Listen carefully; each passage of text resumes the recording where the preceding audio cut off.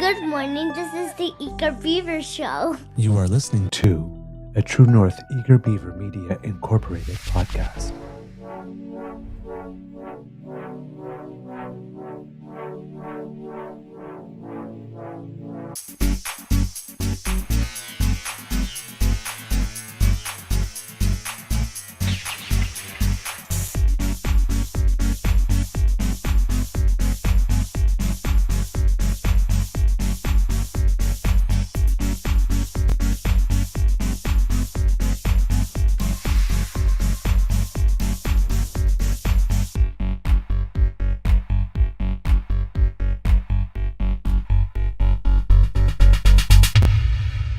The True North Eager Beaver podcasts are proudly brought to you by our founding sponsors, the Miss V Mysteries from Corvid Moon Publishing, your source for science fiction, fantasy, and cozy mysteries featuring a broad diversity of characters.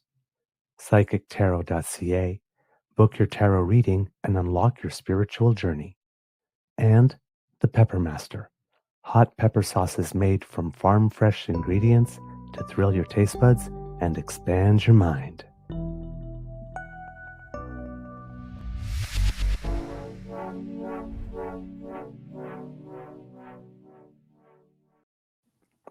Well, good morning and hello, kids and cubs, and welcome to season 5 and episode number 701 of the Daily Beaver Morning Show. do. Always 100% Canadian.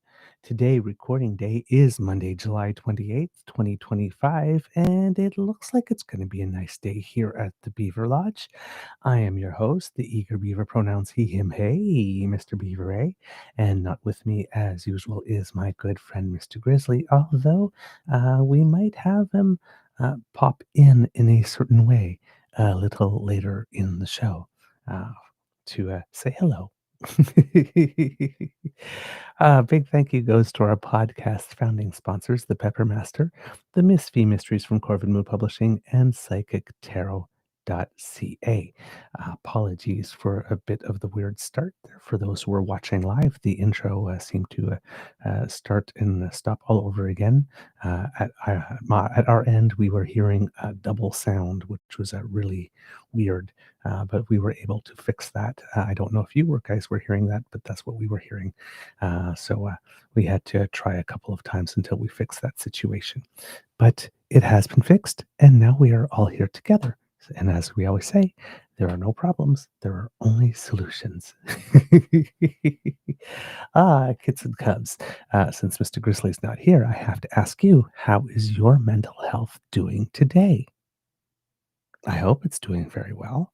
And if it's not, don't worry, the DAMFAM is here for you, right? We'll just take you into our arms and give you a big DAMFAM group hug. And hopefully that can help make it a little better. But if you're here in the chat, of course, we have wonderful and supporting members of the DAMFAM here willing to engage with you. So, and maybe bring a little sunshine to your day.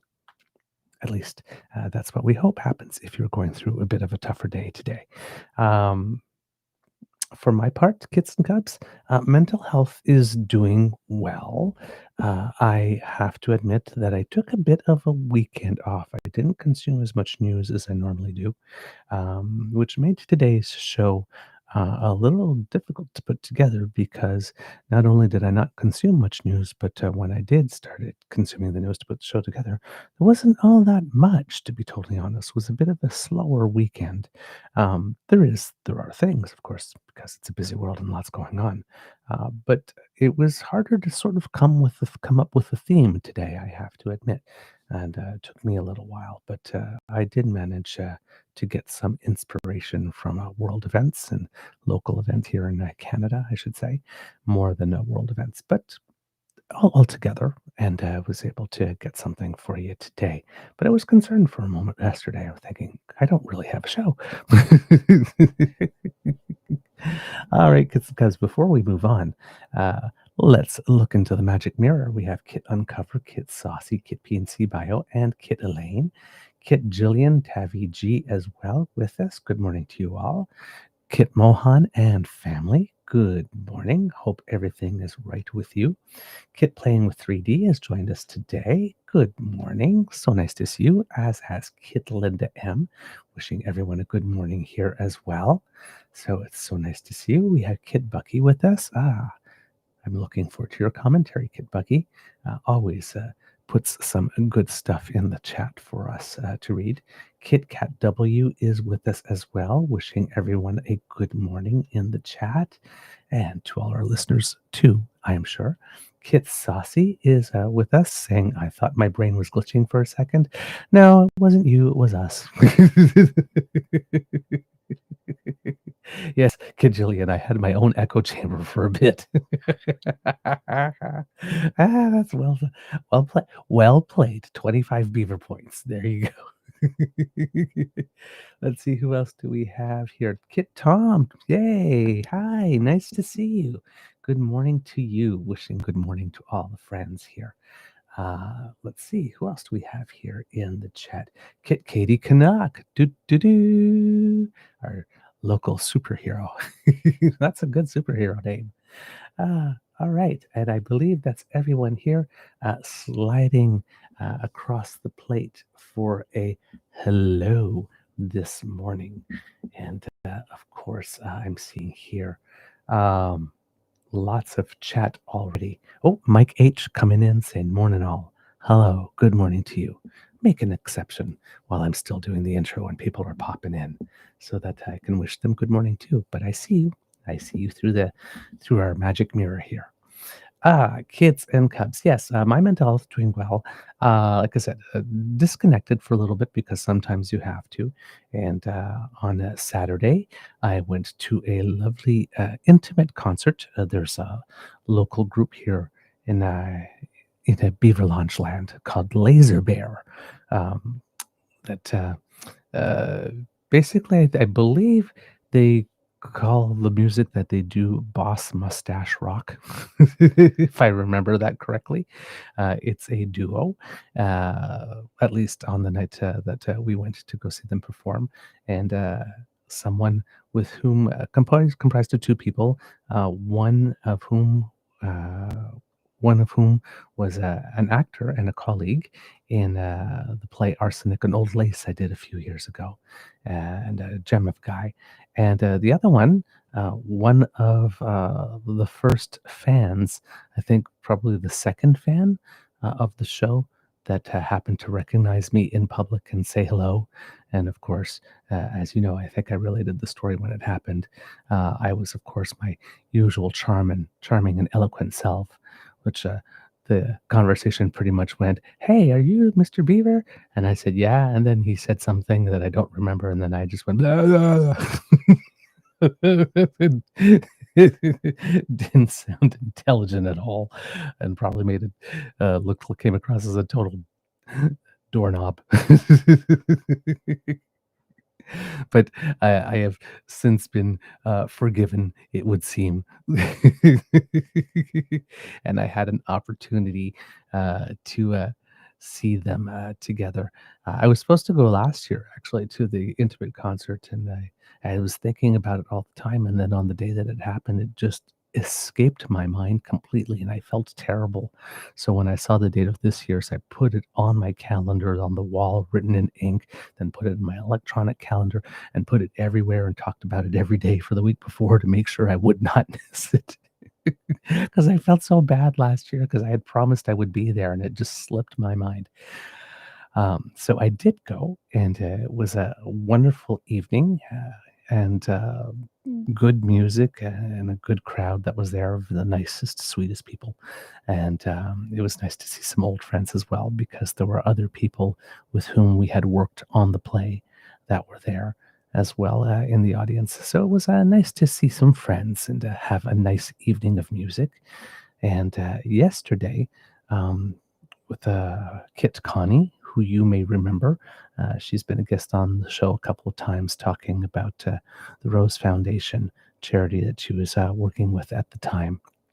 And she had a lovely garden party soiree. And my Beaver Sweetie and I attended that, and it was wonderfully hosted again with a lovely crowd of people and such exceptionally good food. Kit Connie is a whiz in the kitchen, and basically, uh, there was food for a lot more people than the people that were there, so we didn't have to be. Um, uh, we didn't have to worry about overloading our plates. Let's just put it that way, and everybody else not having enough. So we were very well received, and it was a lovely day from about like 4:30 till 7. So a lovely event, and allowed us to get home in time to get a good night's sleep and wind down. So perfectly timed, perfect food, perfect company, perfect everything. The weather was nice. So yeah, it was just a wonderful weekend, and somewhere in there we went swimming for a little bit to the local pool. There's a local pool around here that's actually an outdoor pool, which was very lovely. So get to enjoy some sun and some cooling water. And yeah, so nothing too wild or crazy, but just some nice events and time to disconnect, do something other than politics for a while with nice people who you care about and care about you. And sometimes that's all it's about. So I had a wonderful weekend. I'm feeling refreshed. And of course, because I'm a big fan of tennis, right now the National Bank Open is going on, which is Canada's big stop on the annual tennis tour. So my eyes are glued to the TV for that. And then, of course, there's the World Aquatics Championships going on right now, and swimming and diving have started in earnest, and some medals have already come Canada's way. And of course, I am definitely watching that, particularly the platform diving, because that is so impressive. The women are jumping from 20 meters up, and the men are jumping from 27 meters up. And Devin Haru and his crew did this thing where they went on the top of a platform and sort of like got the shot from looking down. And I was like, yee, that's scary. And Molly Carlson had one of our two-time silver medalist at the World Championships, had done a video from the Montreal Olympic Stadium, the Olympic pool, where they had some of the 10-meter divers go up to the 20-meter platform and to just take a jump. And even even some of them were like looking down and going, yeah, this is high. It's scary. um, just watching those two clips, my knees were wobbling. So I've been I've jumped once off the 3 or the 5-meter tower maybe at Carlton. I can't remember which one, if it's a 3 or a 5, once, and, I did it once, just once.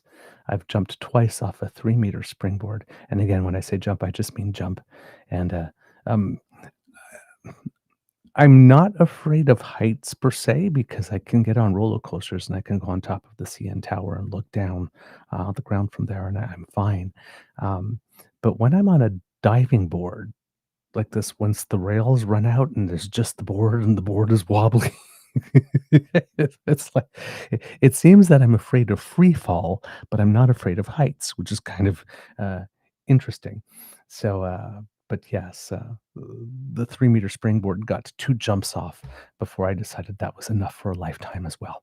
So, so when I'm watching people just standing on a 20-meter platform and sort of like coming close to the edge, and like the camera goes over and it's like, this is what we see from there. It's like, oh God. I feel uncomfortable sitting at home watching it. So, uh, yeah, but the dives are just spectacular. I mean, I saw this guy from the United States. I think it was do a quadruple or quintuple somersault. No, the guy from Romania did a quintuple somersault to land, and there's this guy from the United States that just did this spectacular dive at the end to clinch gold from the 27-meter platform, and just oof, man, like I said, I understand the concept of spotting because we use that in dance when we're turning a lot. Um, But when you're diving, I mean, you really have to make sure that you're spotting the water, right? If you want to have a clean entry and not have something terrible happen to you. And it's just like, so I'm going to like revolve around myself 5 times. I'm going to spin on an axis 5 times uh, within the space of about 3 seconds. 3 or 4 seconds, and still find the water is something that I find incredibly impressive, especially with all the adrenaline that must be going through your body as you're taking a jump from that high up. So, yeah, some great you out there. If you have an opportunity to take a look at it over the course of the week, the platform diving is now over. There's other diving going on, but all of that is available, I believe, on replay on CBC Gem if you want to take a look at it. And there was a silver medal for Canada as a result of the high diving in women's platform diving. Um, Her first name is Simone, and I can't remember her last name off the top of my head, unfortunately. But she uh, had an excellent final dive. It seems that uh, in normal platform diving competitions, they have 4 dives, but at the World Championships, they have 4 dives preliminary and then 2 more dives later on for 6, which is tough on the body. So it's a more grueling competition, but still worthy of a world champion, right? So I believe her name is Simone Lethead or Leathead. I'm not sure how you exactly pronounce it. Um, so Leathead, and she finished with 314.5 points for the silver medal. Molly Carlson, who was in the event and doing well up until the last dive, she was in second place, but the last dive is the one that she had the shaky, or more than shaky, the very scary dive. A couple of weeks ago in competition, it was a dive from the platform for which you take a running start and you jump on the platform to keep going. And when she jumped, she actually hit the edge of it and sort of slipped and did a 2.5 somersault. Um, which was not the dive she had planned, into the pool and was okay, but was shaken. And her last dive of the competition was that dive. And she didn't, unfortunately, nail it as well as she would have liked to in order to maintain her podium position in there. So, but that she was competing at all so soon after such a frightening event um, was all to her credit, and she had the best attitude um, going into it. But if you happen to be um, searching online and looking through Devin Haru or Friends feed, you will see an interview with her at the end after that, and um, he asks her specifically about that, and commends her on the brave face that she's been keeping and the positive attitude, but asks a question that goes to the heart of it, and that's only the type of question that a journalist can ask, a particular sports journalist, if the athlete really trusts them, and then they've built a rapport over the last bit of years, and she was willing to be vulnerable in camera and give an honest answer, and there were some tears. Um, but that's the mark of a champion right there. That's the mark of a champion, to take a question like that and deal with it head on, and uh, despite putting on the brave face, despite trying to get back on the horse, as one would say immediately after a fall or something scary, and hoping that the short memory will kick in. Um, to take the question, she did handle it. She handled it like a champ, even though the answer was rather emotional. So, good work all around. When I watched the competition and watched the answer to that question, I could not have been more proud of her personally, just as a true ambassador of the sport. So I'm not sure if you know that we exist, Molly Carlson, but um, you may not have won a medal this time, but you certainly won my heart. And I'm sure you won the heart of many Canadians with your determination, your poise, um, uh, good example of getting back on and doing it again. And you know what? Not having the success that you would have liked to have had, but still standing for an interview and when asked the question that kills, or at least that punches in the gut emotionally, uh, being real and authentic about it. So uh, you may not have gotten a medal, but you've won. You've definitely won because that's how champions do it. So, and I have no doubt that we'll be seeing Molly Carlson on a world championship podium again, and it won't take that long. She's got the stuff. She's got the stuff. All right. We'll have more about Canadians who make us proud later in the show because in about um, I think about 40 minutes from now, Summer McIntosh is going to be going for her second gold medal of the World Aquatics Championships. As you know, she has a drive for five. She's trying to win five individual gold medals. And I think the first and only person who's done this at a World Championships is Michael Phelps himself. And she got off to a good start in the 400 meter.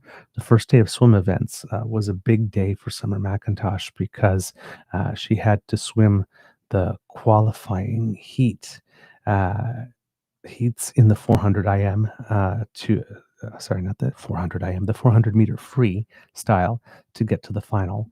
And then she had to swim her heat and her semifinal for the 200 fly, if I am not mistaken. I might be wrong on that. I'm just going to take a look here just to be sure here. No, I think it's the 200 freestyle. Sorry. Nope, those are heats. It's not the final. Sorry. Yeah, I cannot remember the event on the off the top of my head. I am so sorry. Yes. Um, so anyway, Summer McIntosh did qualify in both events for their respective finals, which is very encouraging for all of us who are cheering her on. Now, on the 400 meter race against, of course, the great Katie Ledecky was in that race. She did not attempt a world record. A lot of people were wondering if she was going to try that, and she didn't. And with good uh, good reason, because she had to swim, I think, four times that day. So, she had to manage her energy. So, in her qualify, the other one is the 200 IM. I should have known that because she's a medley specialist. So basically, she swam her 400 and she finished second in her heat, just outtouched, but wasn't forcing at the end to try to win it. So somebody came along ahead and got that. And then she had to swim her 200 medley heat and then she got to the semifinals in that one. She swam her 400 free final later that evening and won her first gold medal there, and in very convincing fashion. By the way, Katie Ledecky, who was her main competition, ended up being third overall in that race, and Katie Ledecky came in at 3 minutes 58:49. Uh, Li Bingji from China, or Bingji Li, came in at 3:58:21, setting a new Asian record. But Summer McIntosh won in 3:56:26. She was nearly 2 seconds, 2 full seconds faster than the silver medalist in this race, which is just phenomenal. And then 30 minutes later, or less than 30 minutes later, she had to go in the pool and swim the semifinal for the 200 IM to qualify for that final. And she got out of the semifinal in first place, despite having just won a gold. And in another a good bit of good news for Canada. Mary Sophie Harvey finished second out of the semifinal qualifying. So both the Canadians have qualified 1 and 2. So there might be a possibility of a double podium for Canada in less than an hour at the World Championships here, because they are scheduled to be in the water around 8:20 this morning Eastern time. If you are watching that, in order to yeah, to go for that other medal. And if you were following Summer McIntosh, Kits and Cubs, her 5 events, and I'm just looking here on my phone to make sure I've got them. So yesterday was the 400 free. Today is the 200 medley. On July 31st will be the 200-meter butterfly. On August 2nd, the 800-meter freestyle.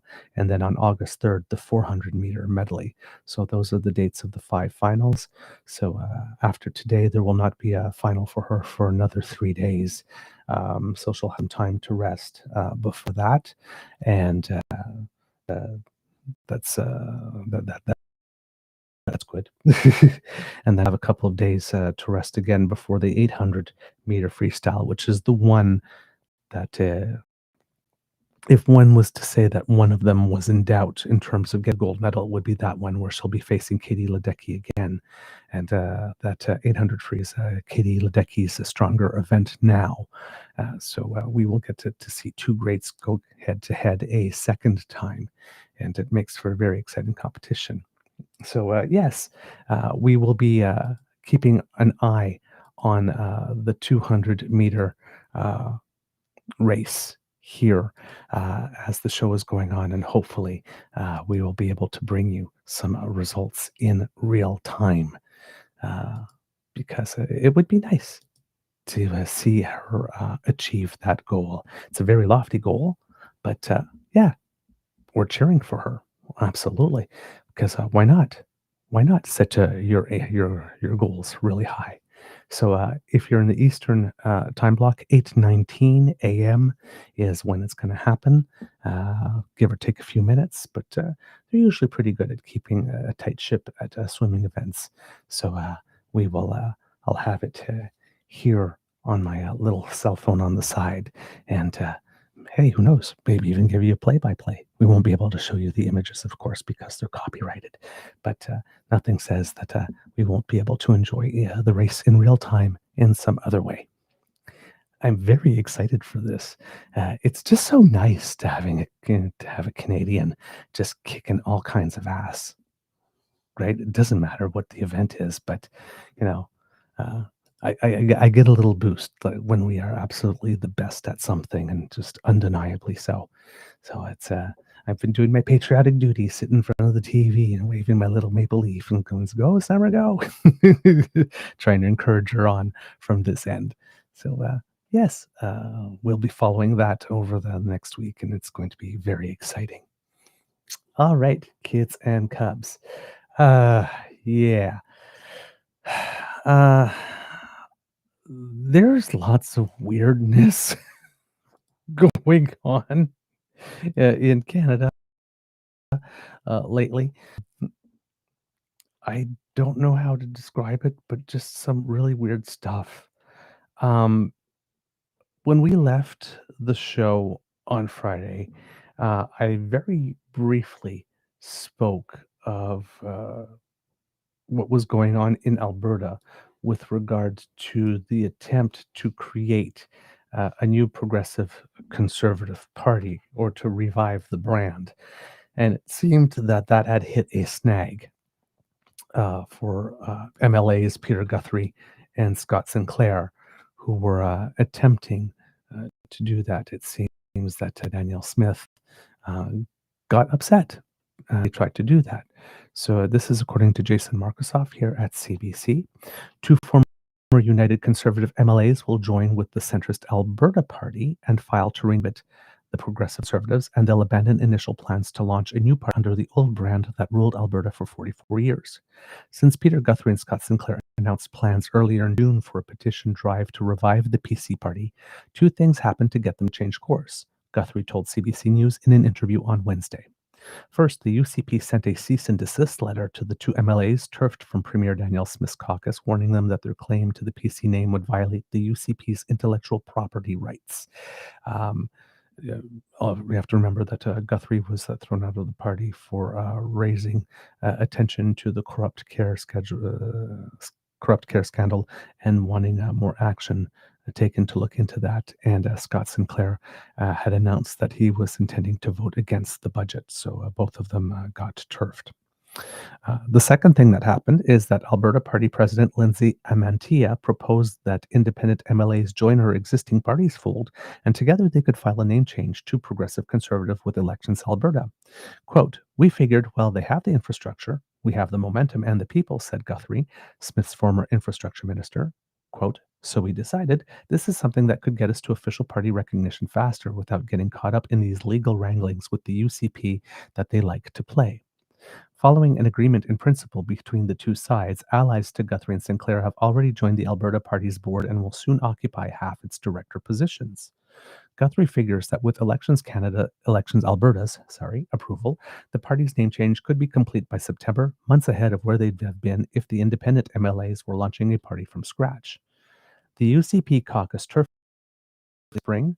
Guthrie was removed after demanding a public inquiry into the healthcare contracting, while Sinclair got heaved for suggesting he'd vote against the provincial budget, as I mentioned earlier. Smith had cried foul against her ousted caucus members' idea to take on the name of the PCs, the party that governed the province from 1971 to 2015 before merging with the Wildrose Party to form the UCP in 2017. The Premier's team has pointed to a provision in elections law added under ex-Premier Jason Kenney that restricts a new party from adopting a name similar to that of the predecessor party to a merger. Elections Alberta has listed the old Progressive Conservative Association of Alberta's moniker as a reserved party name, but has said it would have to judge its validity once a new party application was in. However, that same rule does not apply to a party that already exists but applies to change its name. Clever, clever, clever. Dustin Van Voogd, the UCP's executive director, confirmed his party sent the legal letter to Guthrie and Sinclair because, quote, "the PC Alberta name, logo, and goodwill were being used by people with no right to it," he said in an email, except that the people that are currently using it now are disrespecting it and pissing all over it. But okay. Quote, "Their attempt to usurp the goodwill associated with our legacy party in order to confuse voters and avoid the hard work of building a political movement is particularly insulting to the thousands of former PC party members and supporters who are now contributing members of the UCP." Laying it on a little thick there.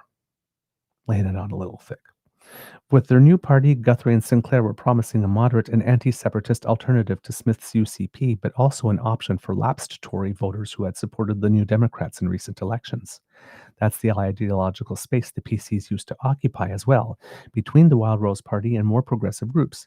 It's also the turf the Alberta Party had tried to carve out, but has only ever elected an MLA once in 2015, the then leader of the party, and only attracted 0.7% of the province-wide vote in the last election in 2023. It's become a political refuge of sort for former PCs. Past leader Stephen Mandel was a cabinet minister under former Tory Premier Jim Prentice, while Amantea, the Alberta Party's current interim leader, was a Tory campaign organizer before the UCP merger. Quote, "We are exploring opportunities and partnerships that would raise the level of political discourse and refocus the conversation on improving the lives of all Albertans, not just insiders," Amantea said in a statement. "The coming weeks and months will be an exciting time." In recent years, other small parties have legally been renamed, the Social Credit to the Pro-Life Alberta Political Association in 2017, and the Buffalo Party became the Separatist Republican Party earlier this year. So interesting little loophole in the law in that you cannot start a new party under a name that has already been used or that is claimed to be intellectual property. But you can, if an existing party wants to change its name, that's legal. So, very interesting and clever move by everyone involved in this. Now, of course, we have when I like to find out what's going on in Alberta, there are a couple of people that I like to check in on. And Nick, of course, is one good friend of the show.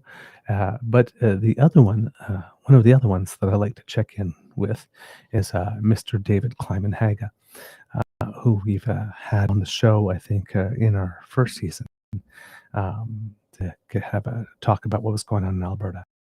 And if you like to follow Alberta politics and want some good sources, the breakdown is one, but the other one, albertapolitics.ca, is where you want to go, and that's where you'll find David Kleiman-Haga's writings. And he brings a little color and texture to this move. He says the following here. Uh-oh. Looks like those two independent MLAs who want to reboot Alberta's Progressive Conservative Party think they can use the moribund Alberta Party as a vector of their political resurrection story. Hasn't this been tried before by doomed progressive conservatives? That was a rhetorical question. The answer is yes, by former Edmonton Mayor and PC Cabinet Minister Stephen Mandel in 2015. Mr. Mandel's Alberta Party gambit was his second political comeback bid after he retired from Edmonton civic politics in October 2013. It was marginally less successful than the first in 2014 when PC Premier Jim Prentice appointed him unelected to the health portfolio, and he subsequently won a by-election in Edmonton-Whitemond that fall, serving as MLA for 5.5 months until the PCs were swept away by the NDP in May 2015. Credit where credit is due, though, Mr. Mandel did manage to raise the Alberta Party's popular vote from 2.2% to 9.1% before he gave up the idea in June 2019 and retired from politics again. By 2023, the Alberta Party's vote share was even lower than when it started when Mr. Mandel signed on, down to less than 1%. Okay, Messieurs Guthrie and Sinclair aren't doomed yet, but if they don't want to be, it's said here they should stay the heck away from the Alberta Party. Somebody should have told them about the curse of the Alberta Party, the little party with a great name that just can't get on the radar. Well, they can't say now that they weren't warned. The story of the two MLAs Plan B was broken on Twitter, X, it says here yesterday, but this was written on the 24th, so on July 23rd, a couple of days ago, about 5 days ago here. So the story of the two MLAs Plan B was broken down on July 23rd by The Breakdown, not to be confused with the now defunct Broke Down. There's a lot to say about them, which managed to get its hands on an email from Mr. Guthrie explaining and identified someone that Danielle Smith's UCP had managed to keep him and his sidekick from using the PC name, at least for the time being. Instead, the email said, quote, last week we began discussions with the Alberta Party, who reached out to us and expressed openness to collaboration. We've since agreed to move forward by expanding their board to include some of our team and initiating steps towards a name change via Elections Alberta. And yes, that email was really from him, Mr. Guthrie confirmed when asked by media later yesterday.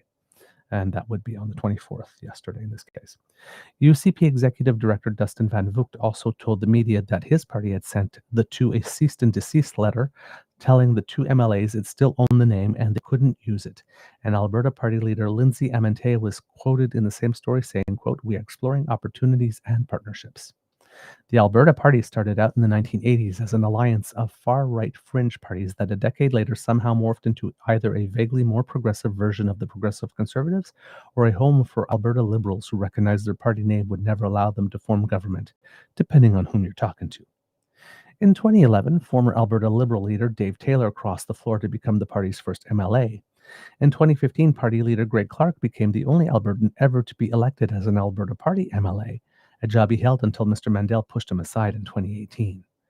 Just before that happened, in the fall of 2017, a Calgary New Democrat MLA crossed the floor and joined the Alberta Party. Karen McPherson didn't do much for the party either, but she did sort of make it official that it's the party of last resort in Alberta politics. In 2018, Calgary MLA Rick Fraser, elected as a progressive conservative in 2012, joined the Alberta Party caucus. None of the floor crossers were around after the UCP's decisive victory under Jason Kenney in 2019.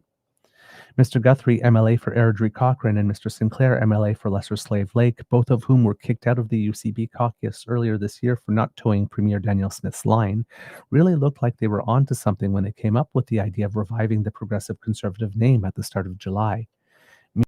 Media loved the story, which promised a more interesting contest in the race between the UCP and the NDP led by Naheed Nenshi, who back before he became mayor of Calgary was reputed to have an interest in the Alberta Party as a political vehicle too. Before you knew it, political insiders were handing around a poll by a polling company that no one had ever heard of, suggesting that if a progressive conservative labeled party entered the race before the next election, it would take votes from both the UCP and NDP and be tied with the NDP in critical Calgary ridings. Alas, the authors of the survey, which was in the field in the first week of July, never returned my emails, so my questions about their methodology remain unanswered. One of the company's directors, according to the corporate records, has the same name as Alberta Party's interim leader. But if the poll got it right about the potential for PC voters to find a new old home, you can see why the UCP is sending its rebel former MLAs cease and desist letters telling them to stop using the PC name and, as is widely rumored, plotting an early election call next spring. If the Alberta Party curse holds, the UCP and NDP can probably both now breathe a sigh of relief. So yeah. Indeed. So that's the first little bit. Danielle didn't want any competition, so claimed intellectual property rights over the PC name. Then there was a second little bit of weirdness coming from that area. And we kind of learned over the past few days that there are some people who are pushing for Alberta independence who might have been actually negotiating Americans on that they could actually make that happen, which is extremely, extremely concerning. Because that should not be happening. There was a report by called a group called DeSmog International, and this is David Falk who writes for them. It says here, Trump officials discussed $500 million Alberta independence loan, separatists claims. And the article kind of goes something like this. Officials in the Donald Trump administration discussed loaning the oil-rich province of Alberta hundreds of millions of dollars to help it become independent from Canada, a prominent separatist is claiming. Quote, I met the senior U.S. administrative officials just a couple of steps away from the president himself, recalled Dennis Modry, the former CEO of the Alberta Prosperity Project, a group devoted to pushing Alberta towards self-determination through a provincial referendum. Quote, when we walked into the conference room, the first comment was, we recognize and support Alberta becoming the sovereign nation for the first time, he said. Modry was a member of the Commonwealth of Alberta delegation to Washington that in April traveled to the U.S. Capitol to outline the supposed benefits of a sovereign Alberta and its vast energy resources can provide to the United States. No media outlet has yet reported on what was actually discussed in meetings with Trump officials, but Modry revealed some specifics during a recent Alberta event promoting a Western independence agenda that was attended by DeSmog. And this article here was written on July 22nd. And since then, there have been clips of that meeting that have come out. And if you are following the Breakdowns Twitter account, they've made public some of those clips of the people who were involved in this saying this out loud. Quote, the first I had heard about it was from Tom Lukasik when he was being interviewed by Nate Pike of The Breakdown, suggesting that there was some type of activity, but he hadn't got into very many specifics. And then a few days later, this came out, and then a few days later, we got the audio clips from The Breakdown. So this is a real thing. There is a group of people that went down there on behalf of Alberta I don't know under what authority, uh, to negotiate terms for the breakup of the country with a foreign nation. That sounds wrong. That sounds like it should be illegal if it's not. Anyway, quote, we talked about a $500 million transition loan that we would only draw down on as necessary as we work with the U.S. to transition from a province to a country, said Modry. He also claimed that they discussed a plan to prop up Alberta's currency where, quote, the U.S. agrees to take every Alberta citizen's Canadian dollar and then exchange it for one U.S. dollar. The prospect of America recognizing Alberta as the 51st state isn't currently on the table, but it could be if separatists manage to get enough signatures to trigger a referendum declaring Alberta's sovereignty from Canada, and then win enough votes to pass the referendum, he added. Quote, Alberta, of course, can provide energy security, he said. It can also provide water security, agricultural security, forestry security, metal security, coal security, plus an industrious workforce, so there is tremendous benefit to the U.S. to work with us. DeSmog reached out to the Alberta Prosperity Project and the Trump administration seeking more clarity about Modry's claims, but didn't receive a response. Modry's remarks came during a mid-June separatism event in Red Deer, Alberta, that was organized by the right-wing political website Rebel News. One of the title sponsors was the America Fund, an organization that believes, quote, in a bold new future, one where Alberta joins the U.S. as the 51st state. Attendees expressed praise for policies and actions undertaken by the Trump administration, including its escalating deportations of immigrants.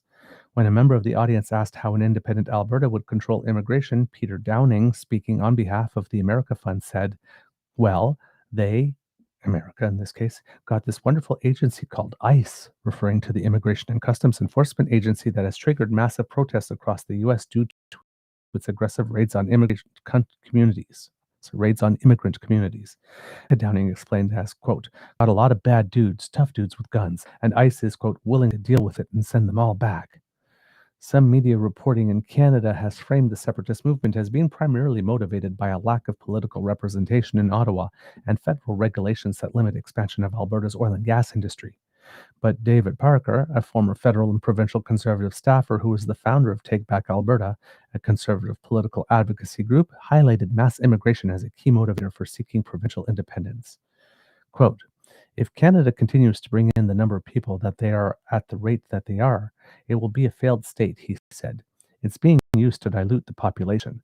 They're degrading our quality of life, our medical system, our healthcare, our education system. It's all falling apart because of mass immigration.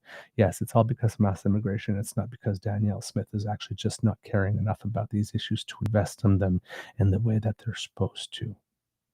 And it has nothing to do with the fact that Danielle Smith just a couple of years ago was bragging about trying to boost the population of Alberta to 10 million.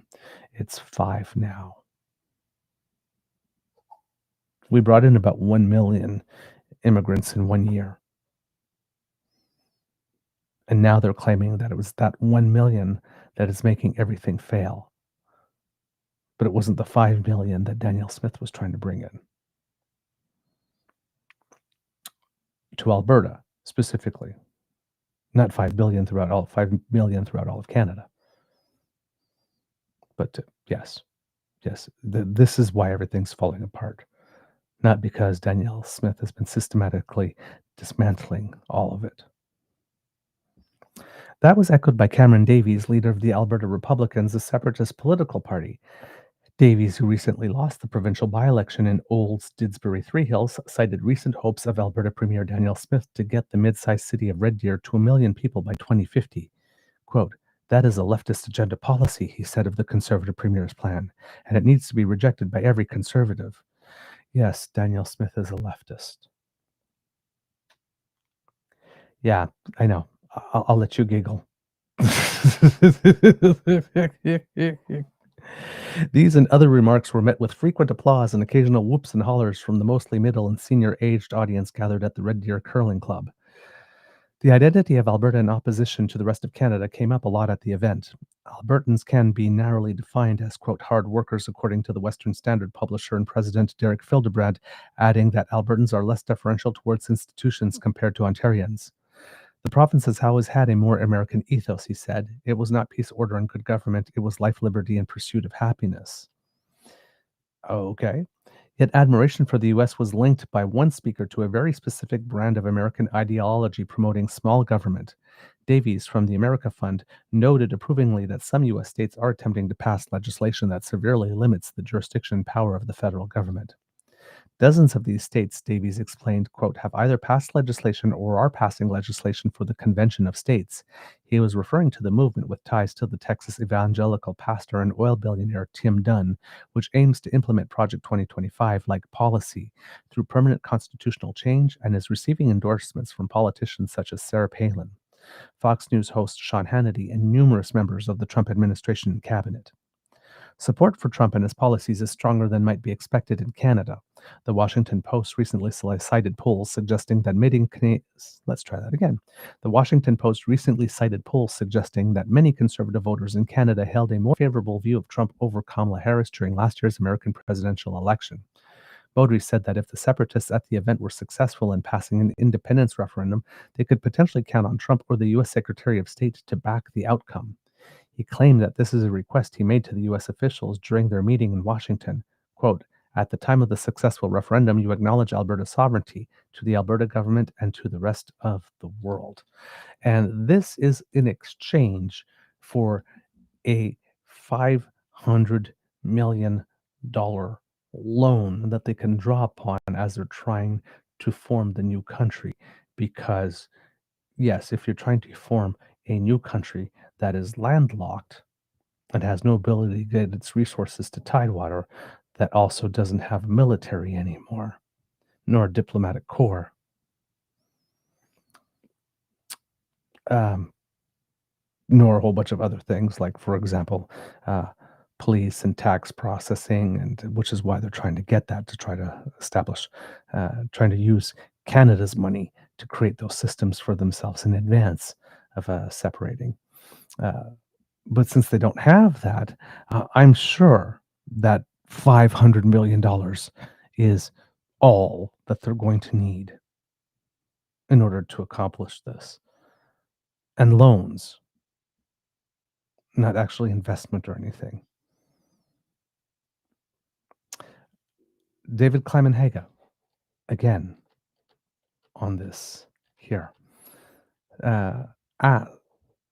writes, back in 2018, I asked, do we need a Canadian version of the Logan Act to put a stop to dangerous freelance diplomacy?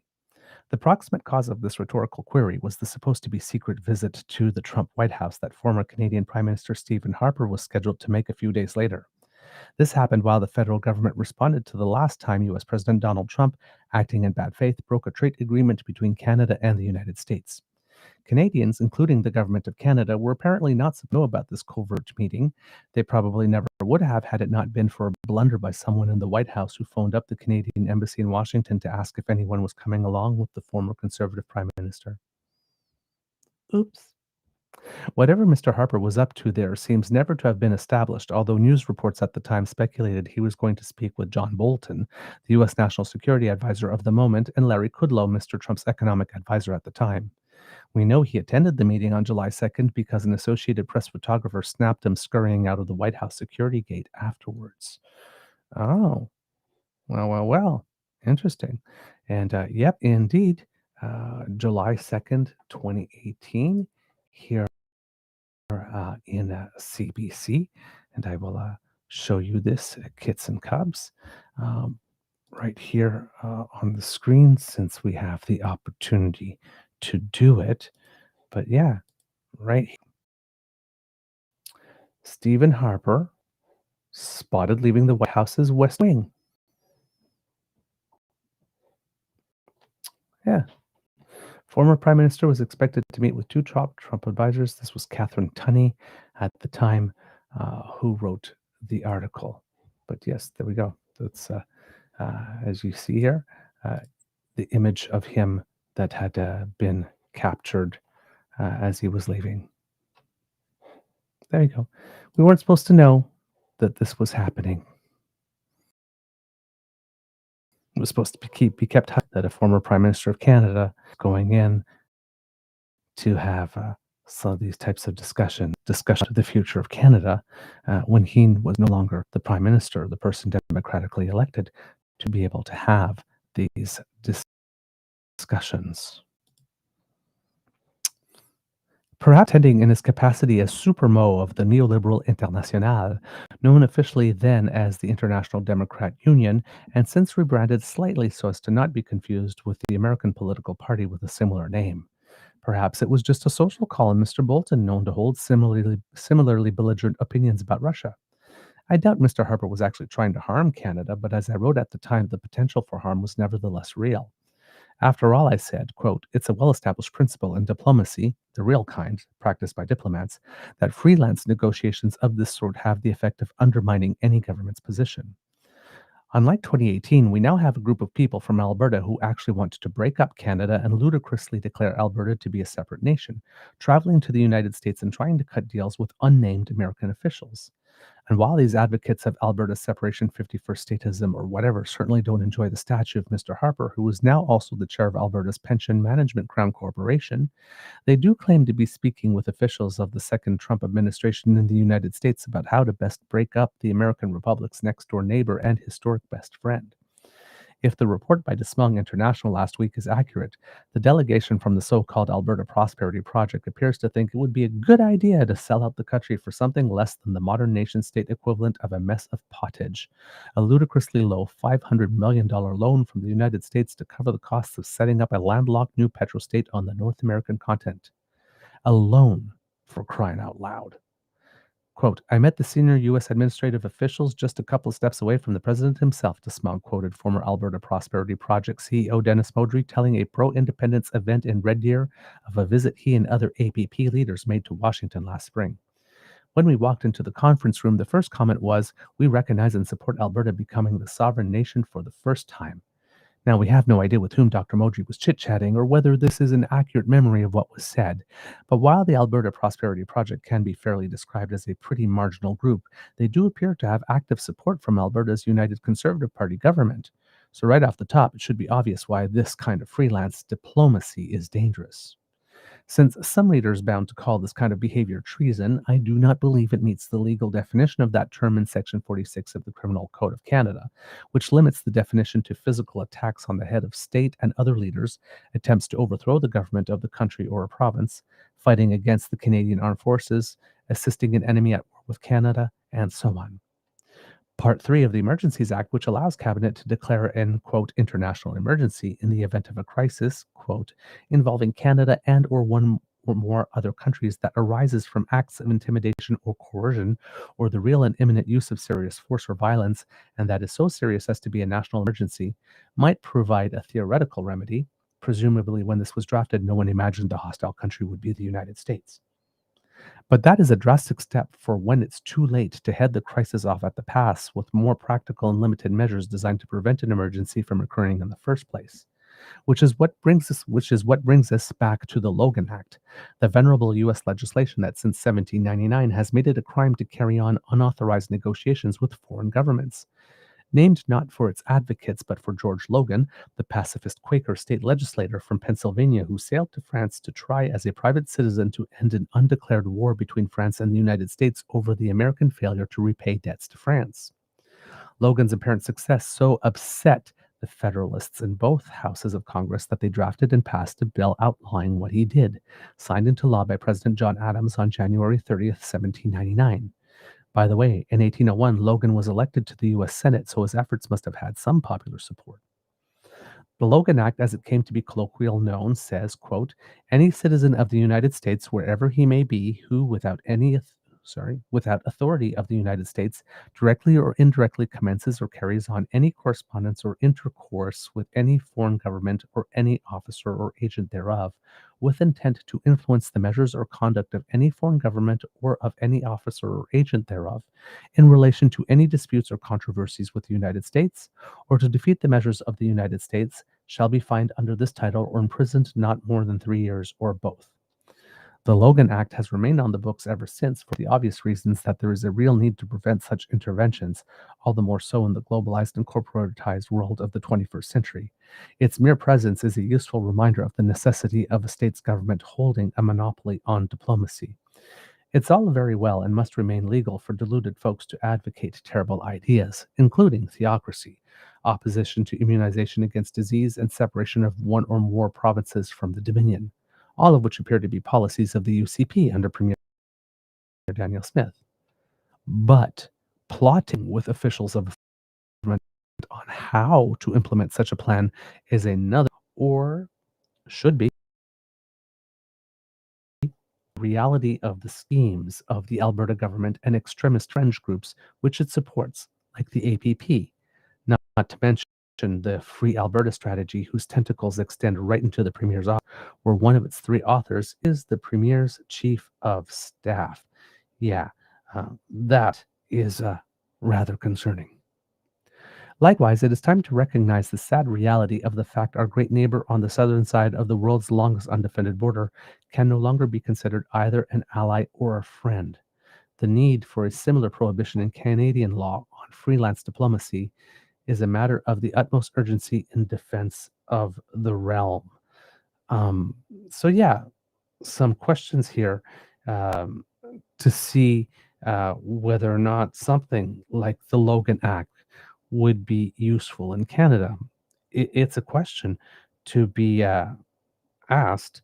However, um, if we are going to do that, I would say that we probably have to do that, uh, write it slightly differently than the one in the United States, because even though the Logan Act exists, nobody has ever been successfully prosecuted under the Logan Act. The United States has a couple of acts like that that exist, but for some reason, um, nobody has either been successfully charged under, or for some reason, doesn't seem to have much of a penalty. The other one, I think, is the Hatch Act, which prevents people from benefiting personally from their position. Like, for example, when Ivanka Trump got to those patents with China for a whole bunch of things while she was working for her dad in the White House, that should have been a no-no. But uh, the law exists, but there's like no real penalties for it. There's only been two individuals who had been indicted under the Logan Act, Francis Flournoy in 1803 and John Jonas P. Levy in 1853, and they were not successfully convicted, and nobody has been charged under it since 1853. So, like I said, if we were to go that route of a Logan Act, and we might need to start considering it, given that there are people that seem to think that they could take it upon themselves to negotiate with a foreign state on behalf of Canada or a future state of Alberta. It would definitely need to have more teeth and be written in such a way that it would actually be usable, because to just have it on the books, um, but it not being able to be used successfully, and according to this, uh, not used in almost 200 years to even charge anyone, uh, kind of makes it not particularly useful, even if it's there. So, yeah, kits and cubs, we have Danielle Smith trying to block the formation of a new political movement that would oppose her, and by trying to restrict its name or trying to affect its ability to brand itself. And then we have a group of ragtag people who seem to have the support of Danielle Smith going to the United States and trying to negotiate terms by which Alberta separation can happen. And if they're negotiating that, if the terms are like $500 million loan that you can draw down on should you need it, um, they must not think Alberta has a lot of value, because that's going for super cheap. like really cheap. Then the third one, and this is one I don't want to talk about because this guy's gotten way too much attention already. But there's this American guy here who was in Canada. Uh, Apparently, the pretext is that he's here to worship Jesus. He comes every year and tours Canada and plays some music, and everybody worships Jesus, and it's all just, you know, fun and good, clean worship, nothing else. But that's not quite true. It's not quite true. This person has some views that are particularly hateful towards certain groups, and not shy about letting them be known. And of course, all these views that are abhorrent are, of course, delivered under the fig leaf of pretense of being religious and in a celebration of Jesus or in Christ, um, because it's Christianity, but without the Christ part, basically. Um, Seems to be known in certain MAGA circles, is a bit of a star. And as this time has come to Canada with a tour called Let Us Worship, which you would think, if anybody who's been to church, when the priest gets up and says, let us pray or let us worship. But it's more like, let us worship. um, but what he's doing isn't necessarily worship, at least not in the way that I was raised. And even though I'm a very lapsed Catholic, I do remember the teachings, and I don't remember coming to places with messages of hate and exclusion. So it seems this person here had a tour of dates throughout Canada, and the primary objective of it, it seems, is to um, anger us and to irritate us and to poke sticks in our eyes in order to get us to react so that he can then go and cry to President Big Daddy or President Call Me Daddy and get him involved somehow. Um, so he's been going from place to place, and um, permits for him to be able to do his little performance are being revoked because the places in which he wanted to do all of these things are public spaces like Parks Canada sites, for example, which are supposed to be open to everyone and inclusive of everyone. So the people who have the right to grant a permit or not have decided to revoke permits. Now, a lot of people have been making stinks all along his tour path and saying, he wants to perform here. He wants to perform in this church. Or he wants to perform in this public space. That's supposed to be open and available to everyone. And he's coming there to preach a message of exclusion and intolerance. So these permits, as is the right of the people and the organizations that grant these permits, have been revoked. Now, of course, this then all gets twisted through the filter to say that it's an attack on Christianity. So there was an event that was supposed to take place. The event that was supposed to take place in Halifax then got moved because there's a church that decided to welcome them, and it was going to take place on their grounds. So, as all of this is happening, he's saying, well, let's see if Canada still believes in free speech and freedom of religion. It's like, well, first of all, we have freedom of expression here, not free speech, right? And there are limits, like, for example, hate speech. And yes, we have freedom of religion. We always have, and it's perfectly fine, as evidenced by the fact that the permit was withdrawn for the concert to be able to take place at Parks Canada site, but that a church was able to offer you to come to their space and have your event there. So you were allowed to express yourself, and a church was free to do that for you.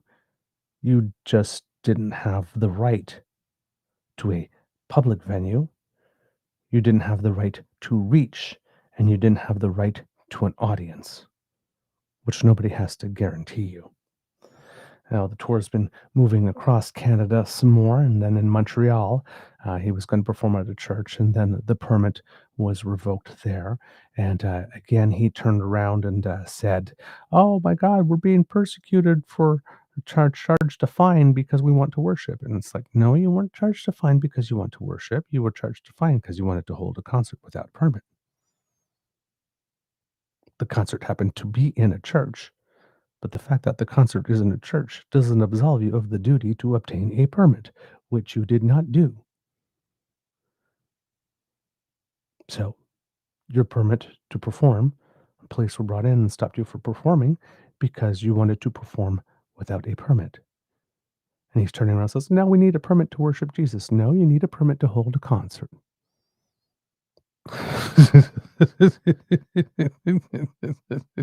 Even if the concert is to worship Jesus, allegedly, you still need the damn permit. It's not a church event where the church choir is singing.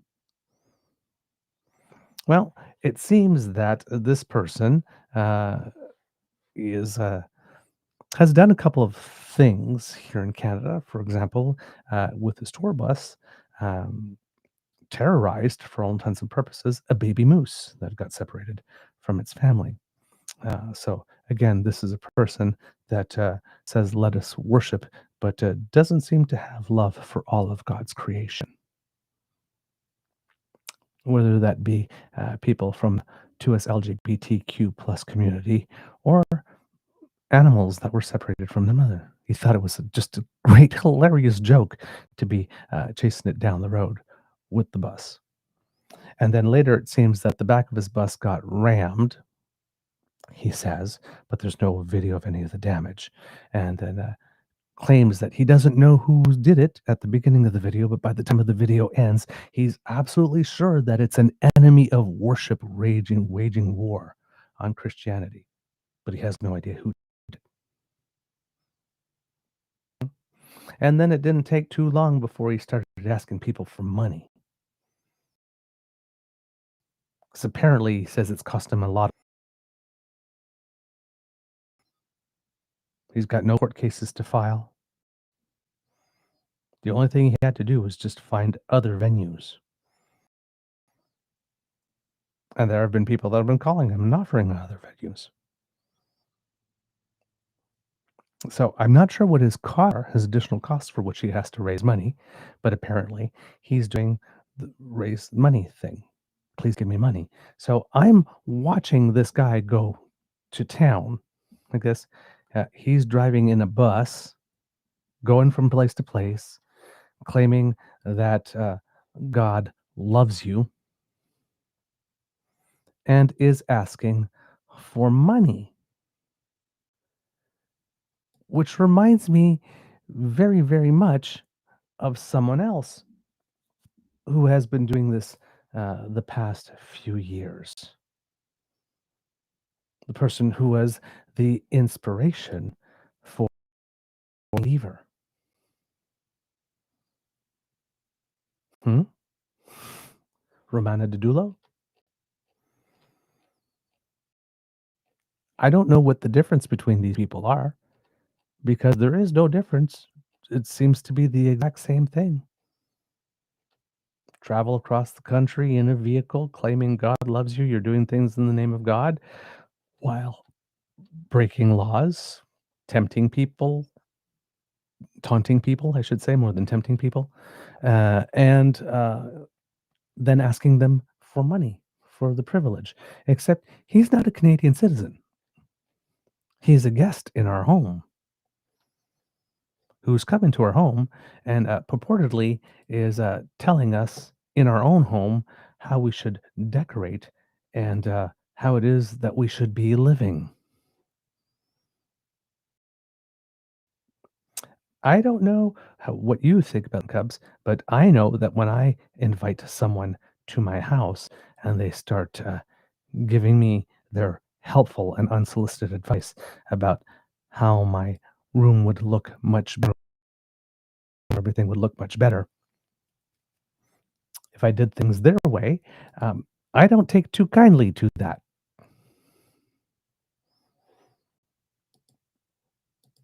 And we're not.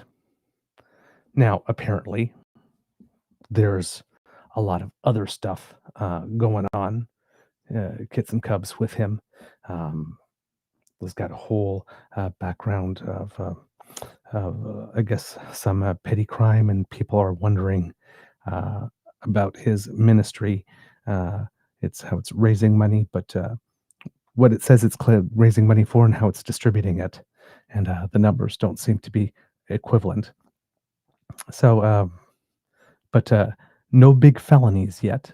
A lot of people are wondering, and even I was wondering, well, if he's got a criminal record, how is he here?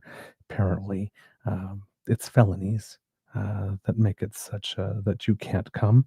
I'm not a legal expert on that, but he is here, and he is here obviously to stir up shit. And at one point, posted a tweet stating that he cannot believe the amount of persecution against Christians that is happening in Canada. It's even more than when he was in Iraq or Iran or whenever he was somewhere else like that. And it's so terrible that this is happening. He's just so persecuted. And it's and then said he's keeping receipts and he's got people in the White House that he's talking to. So now he's in our country, not only redecorating and telling us where to live, but threatening us. If you don't let me perform where I want, how I want, without permits, this, I am documenting all of this, taking these receipts, and I'm going to bring them to the guy who's been threatening to annex your country. I'm keeping receipts, which is really hilarious because based on some of the things he's accused of, bookkeeping isn't exactly his strong point. Just saying. But he's keeping receipts. So his Kits and Cubs is another D-list or C-list MAGA celebrity who's looking to climb to the A-list and has come to Canada assuming that he would not be allowed to worship, hence let us worship, to create a type of public stink that he could then bring to the President of the United States, and thus, of course, create a narrative similar to the one that Putin has used in Russia, stating that Ukraine needed to be liberated from the Nazis that have been running it, while now Canada needs to be liberated because all of these Christians are being persecuted, apparently. This is very, very, very dangerous, what this guy is doing here. So hopefully there's a group I want to reach out to that has been studying him and these types of movements and what they're doing. And hopefully we can get them to come on as a guest so that we can speak more about that. But the Danielle Smith connection is that he is supposed to be stopping in Edmonton at some point soon. And it seems that Danielle Smith is opening up her arms to him and is going to allow him to perform at the legislature. Again, the legislature, a building in which we're all supposed to be welcome.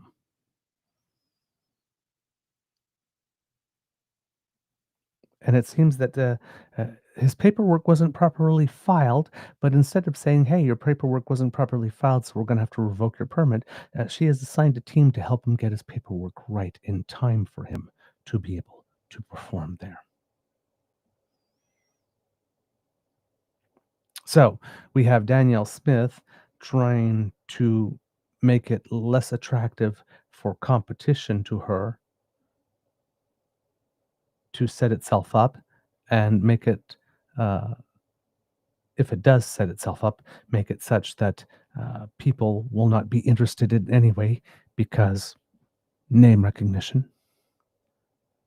And then we have her seemingly providing aid and comfort to a group of people who are negotiating on behalf of the future state of Alberta, a manner to break away and getting some financial means to help them do it. And then we have her offering a warm embrace to someone who has clearly come to Canada on a mission to have us branded as an anti-Christian country by the United States. That's on top of the weird Alberta Next forum, the fact that the RCMP had to send a public letter out to state that at least 4 statements that are in the little video that precedes the section about having an Alberta police force contain some factual errors. And again, if the RCMP is writing public letters saying that you're lying about us, you have to be lying pretty big, right? On top of the corrupt care thing, on top of there's a lot of things going on in Alberta that all seem to lead to her. I don't know what can be done to stop her. Yes, but again, I will say it. That woman is poison. That girl is poison. I'm just... the venom never stops. She never stops injecting just another dose of political fentanyl into the system. World's worst talent scout, if she's embracing this guy. But yeah. Yep. Preaches hate, preaches intolerance, uses his bus to terrorize animals. Oh yeah, there was also a claim of somebody throwing a smoke bomb at one of his concerts, although the video is very carefully clipped to show him having the smoke bomb in his can. Of course, there's no trail of smoke coming from, in the image, coming from where the kid's allegedly thrown, and it is smoke canister similar to the ones that people use in gender reveal. So, I mean, as far as we know, somebody could have thrown the can on the stage when it wasn't open, and then he popped it open, and then the camera turned on. Like, we don't know. We don't know what's came before. But Rebel News sure is helping them getting that message out, though. Rebel News has jumped on that, and so have a whole bunch of MPs. Michelle Rempel has written in support of him, said like, "Gee, I can't believe we're antagonizing this guy during the time we have a trade war." After he wrote that he had receipts, and I'm thinking, okay, Michelle Rempel Garner, member from Alberta, are you literally saying that we should allow someone, a foreigner, to come into our country and spread a message of hate and violate our laws just so that we can't have something worse with a trade war? Really? That's the price for which you're willing to fold. And there are a whole bunch of other ones that have joined into the fray. Aaron O'Toole has had a couple of things to say that seem to be, for all intents and purposes, let's obey in advance. For all intents and purposes. Just let him do what he wants so we don't have more trouble.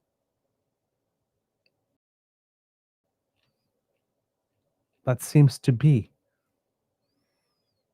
And now this guy, anytime he gets any type of support from a Canadian elected official of any type of kind, is posting it now.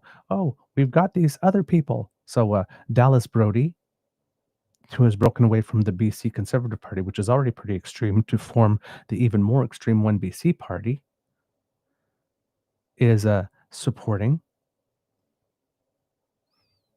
Attacking worshipers is a hate crime. Nobody's attacking worshipers.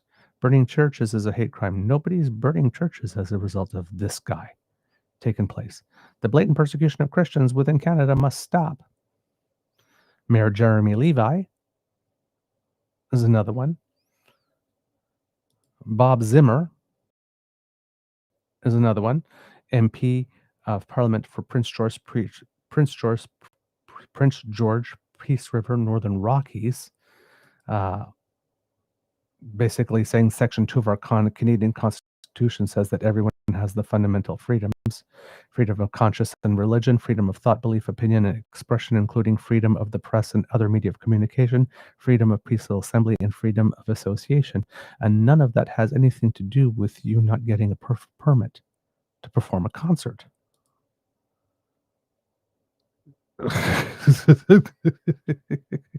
And of course, Andrew Lawton.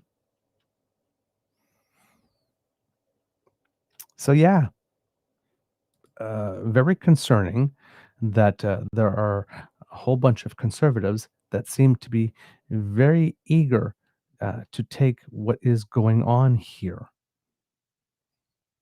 and decide to champion this or to pretend that there's something going wrong. Aaron O'Toole, and this one kind of surprised me, says these public pressure-led decisions appear to conflict with the Charter of Free Speech and religious freedom in a democracy. Means you will hear things you do not agree with. Canceling such voices is wrong and drives polarization, but we haven't canceled the voice. We haven't told them you cannot perform anywhere in our country under any circumstance. We said you cannot bring messages of hate and exclusion to public spaces that exist for everybody to come and enjoy, and you can't perform concerts without a permit.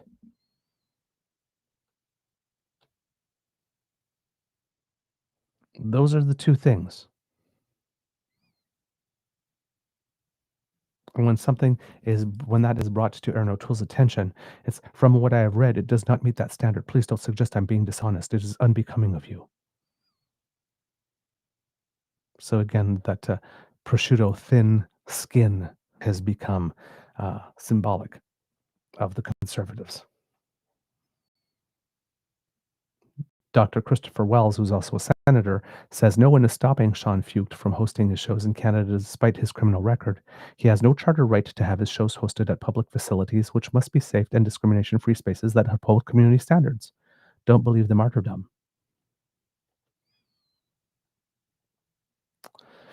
So yeah, hopefully we'll have someone who knows more about this person and their past involvement and whatnot to be able to speak to this more eloquently on the show. But for all, Danielle Smith is a point in common, who seems to be creating space, making time for people that have these types of messages and these types of intent. And it would sure be nice if someone starts asking her some uncomfortable questions about the people she's willing to support.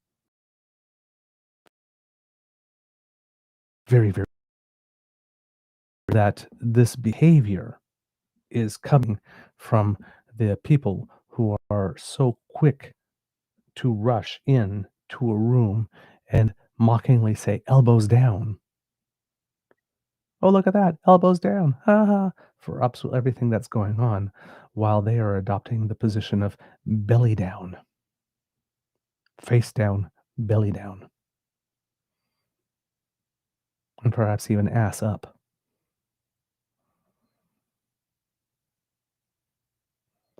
I'm not impressed.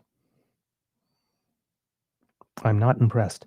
And I'm wondering why all these people are so ready to defend a foreigner's apparent right to freedom of expression and misrepresent what he's doing as an attack on religion, but aren't so quick to defend the Charter's provisions, which provide for non-discrimination against certain classes of Canadians, because these are elected representatives who are supposed to represent First, Canadians are not prepared to fight for freedom from religion as much as they are willing to fight for freedom of religion.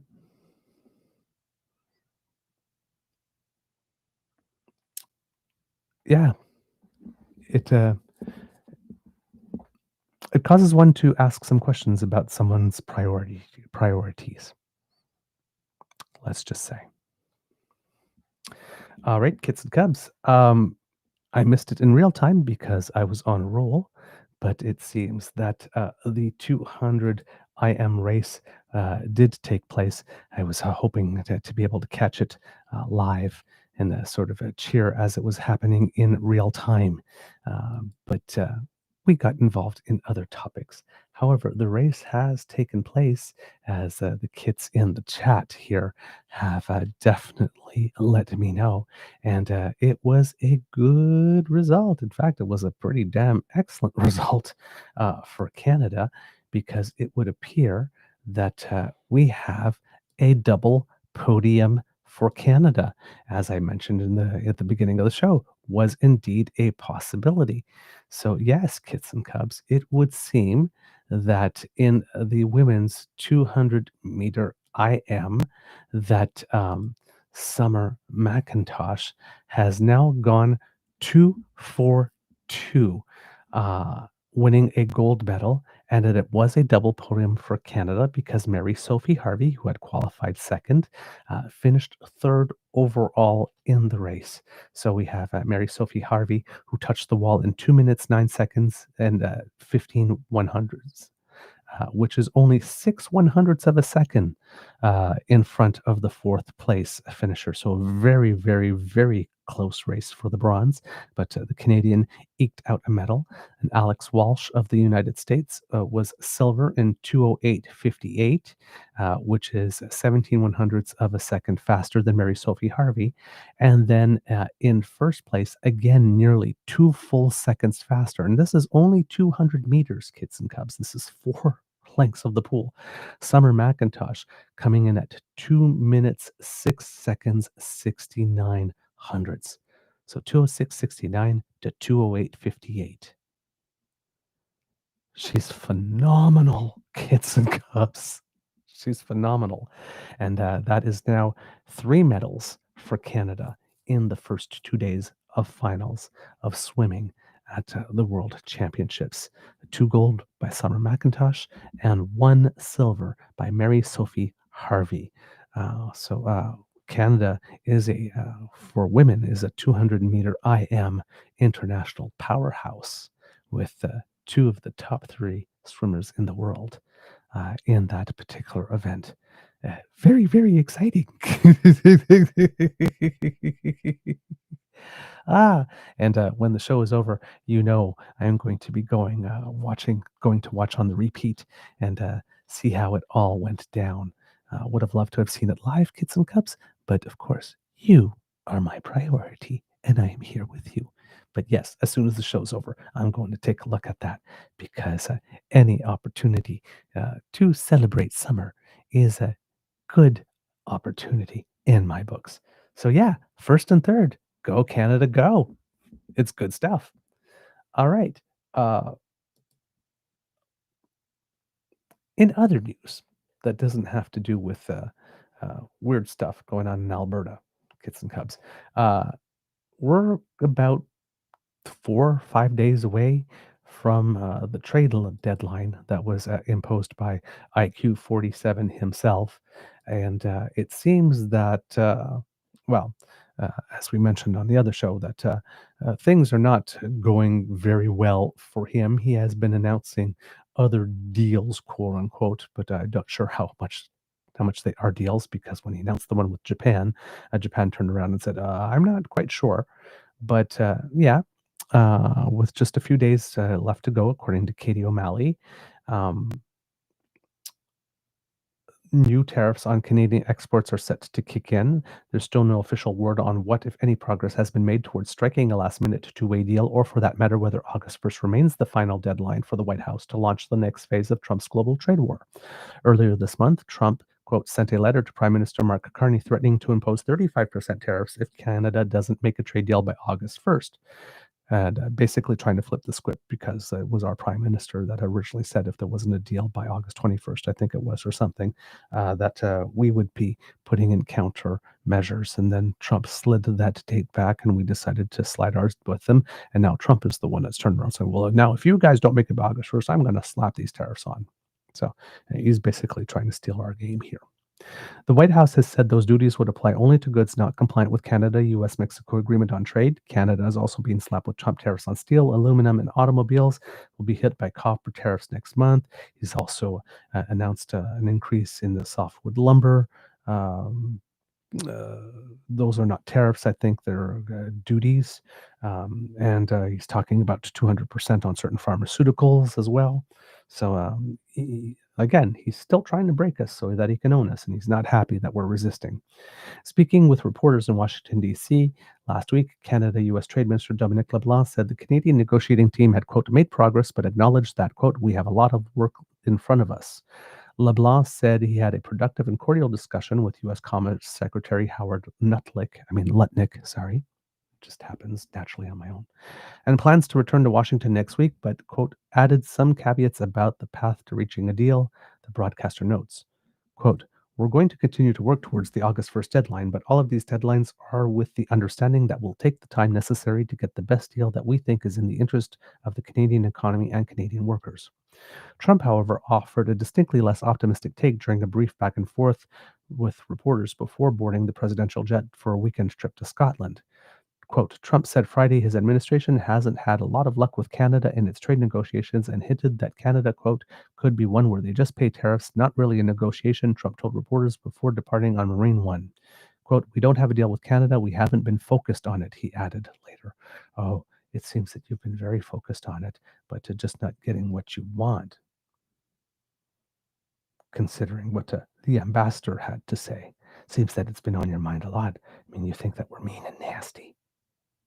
In any case, if past president is any guide, don't expect any of the key players on Canada's negotiating team, up to and including the Prime Minister, to offer much beyond blandly cautious, non-specific optimism until the clock strikes midnight on August 1st, and maybe not even then, as it's still possible, although growing less likely by the day, that the White House could announce another last-minute pause in rolling out the next wave of tariffs. And then Trump announced that he had this 15% deal with the EU to lower tariffs, and which caused a lot of people to turn around and say, "Yeah, but what are the what are the Europeans saying about it?" Because based on the announcement of his deal with Japan, Japan turned around and go, "We haven't seen this deal, if it's supposed to be a deal." But according to NBC News, Steve Kopak, President Donald Trump on Sunday announced a trade agreement with the European Union that would set tariffs at 15%, ending what had been months of uncertainty surrounding trade with the United States' largest trading partner. The tariff rate is a reduction from the 30% that Trump threatened on July 12th and the 20% he said he would impose on April 2nd. However, it is 5% higher than the 10% across the board that he threatened on Liberation Day. Announcing the agreement, Trump said the EU will not impose a tariff on U.S. imports. He added this agreement was satisfactory to both sides. Sure. European Commission President Ursula von der Leyen said Sunday alongside Trump that the pact, quote, will bring stability, it will bring predictability. It's very important for our businesses on both sides of the Atlantic. However, Trump said 50% tariffs on steel would remain unchanged, and more tariffs could still be on the way for pharmaceutical products, which Ireland is one of the top sources of. Trump recently threatened 200 tariffs on pharma goods. In the meeting with von der Leyen, Commerce Secretary Howard Lutnick said semiconductor tariffs could also be announced in the coming weeks. So they've got this deal, but there'll be more tariffs on various individual sectors and whatnot. So it's not a deal. It's not a deal. Outlining parts of the agreement, Trump said the European Union is going to agree to purchase from the United States $750 billion worth of energy. He said the EU would also invest $600 billion into the United States. It was not immediately clear what form that investment would take or over what time period it would be deployed. Trump added that EU nations will also be purchasing a vast amount of military equipment, though a definitive purchase amount was not yet set.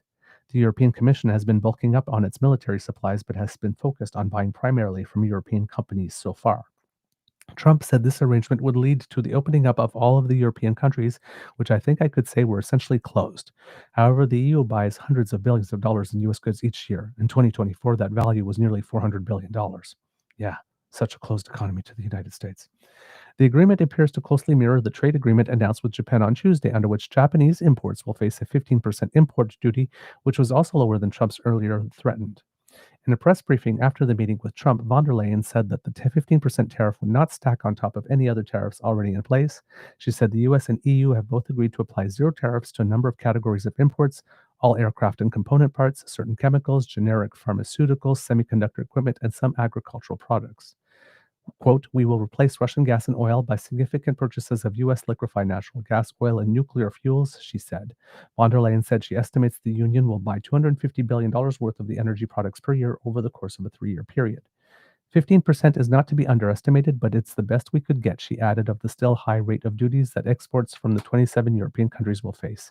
15% is certainly a challenge for some, but we should not forget it keeps access to the American market. Sounds a bit like a cave.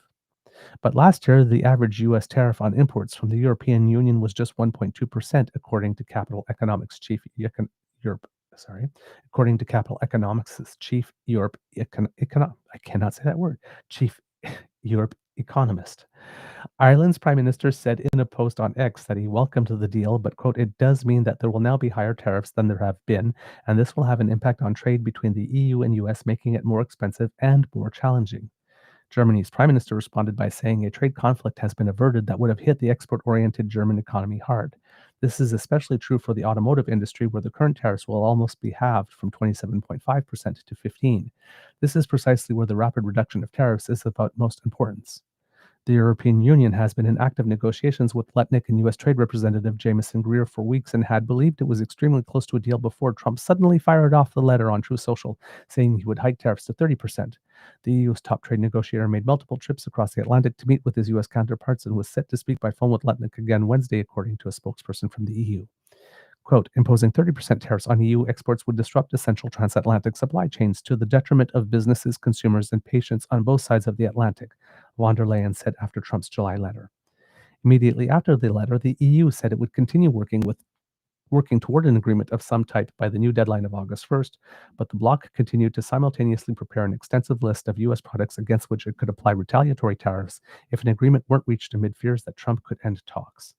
Some of those products include Boeing aircraft, U.S. vehicles, and imports from politically sensitive states such as bourbon from Kentucky and soybeans from Louisiana. At the time of the announcement, the EU had about $100 billion worth of retaliatory tariffs ready to deploy. Agriculture and business groups had warned that 30% tariffs on the European Union could dramatically impact the price and availability of wines, cheeses, and pasta, and called the proposed levy incomprehensible. Cars and other vehicles produced in the EU could still face increased prices.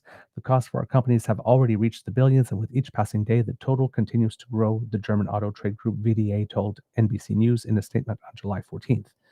The 27 countries of the European Union are the United States' largest trading partner. Its $605 billion worth of imports into the U.S. surpass Mexico, China, and even Canada. The most valuable category of imports in 2024 was drugs and pharmaceuticals, primarily from Ireland, followed by autos, aircraft, and other heavy machinery from nations such as France and Germany. Trump has separately threatened to impose 200% tariff on any drugs imported into the U.S., though it would not be applied for at least 18 months. It was unclear if the deal with the EU would prevent that. So that's the deal with the EU. And you have some people in Canada trying to claim that somehow Canada is being disadvantaged and that we're losing out because of these deals, but in a very disingenuous way. So you have MPs like Kevin Vuong saying U.S. tariffs with Japan 15%, EU 15%, Canada 25% on non-CUSMA, 35% after August 1st, 50% on aluminum and steel. Well, the ones on 50% on aluminum steel also apply to Japan and the EU. So I'm not sure why he's singling those out as applying just to us. But yes, according to Robert Glasgow, who's an international trade and investment lawyer, Says these statements are disingenuous for two reasons. One, the 50% steel and aluminum tariffs apply to everyone, like I just mentioned. And two, once proper preferential rates are claimed, you're looking at about a 60 to 80% of trade going to be CUSMA compliant. 2024 levels are massively understated for administrative reasons. In reality, on the vast majority of trade, Canada has been and remains in a vastly privileged position compared to either the EU or Japan. But what is going to cause some problems here is that the 15% for Europe and Japan on autos puts the American industry, because anything that's not CUSMA compliant is being tariffed at 25% and risking to go up to 35%, while other nations have a 15% deal. And this is allegedly supposed to increase production in the United States and ability to the United States to export. But streets in Japan and streets in Europe are smaller. So the types of cars that the United States is building for American roads, there's just no demand for them there. Number one. And number two, if you're allowing cars built in Japan and in the EU with very few American parts to only be 15% tariffed, but the ones that go across the border of Mexico and Canada that do have US parts are tariffed at 25 or 35 for anything that's not CUSMA compliant. You can see where there might start being some pressure from within the United States itself on President Trump for making these deals. Right? So, yeah, again, seeing deals like this rather than being a sign for us to panic should be a sort of a, let's sit back and see what else people are getting first. There really is no advantage in us moving first here at all. So, yes, we'll see what else happens with that. But yeah, apparently a deal. And again, some Canadians tripping over their dicks to go belly down and declare a deal, this type of deal with the EU and this type of deal with Japan as being some type of failure for us.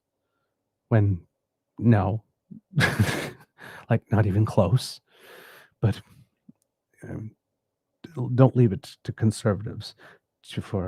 Don't run to conservatives for consistency, constancy, and congruence when it comes to facts, because you won't get it. So we've got a couple of days left on the countdown clock, and then we'll see what happens and what we're dealing with there. All right, kits and cubs. Before we go, a little bit of Canadians who make us proud. Of course, we talked about summer, and we talked about Mary Sophie Harvey and Simone, who got us the silver medal in 20-meter high platform dive. But there are other things out there that some Canadians have done that will bring us some pride and some joy. As you know, the National Bank Open is going on right now, and we have two Canadian legends in the sport who have announced that they are retiring from the game. Vasek Pospisil being one who played his final match of his career last night, taking a set along the way over the person he was playing against. But Danielle Vasek Pospisil basically captained Canada, particularly for Team Canada tennis, has been a key player in helping Canada secure the ATP Cup, the Davis Cup, you name it, has a Wimbledon championship in doubles with American Jack Sock, who was his partner at the time. Very accomplished young man, managed to reach number 25 in the world in singles as well. Has had a very, very distinguished career and has single-handedly kept us in Davis Cup competitions many times along the way, always answering the call for Canada. So played his last match yesterday, and tonight at 7 p.m. In Montreal, Eugenie Bouchard, who made a Wimbledon final a few years ago and had risen up to, I think, a number 5 or number 4 in the world as a singles player at one point. And she will be playing her final match today at 7 p.m. But we also have some up-and-comers.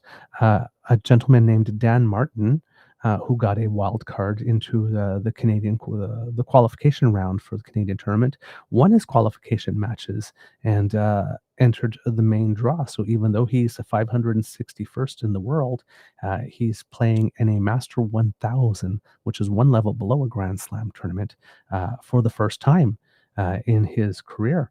And yeah, so playing way above his rank and getting a beautiful opportunity.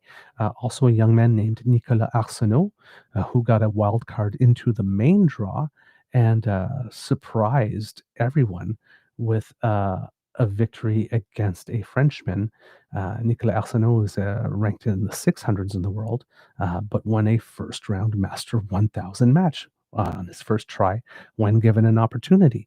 So, great achievements by these two young and up and comers, the biggest wins in their careers for sure.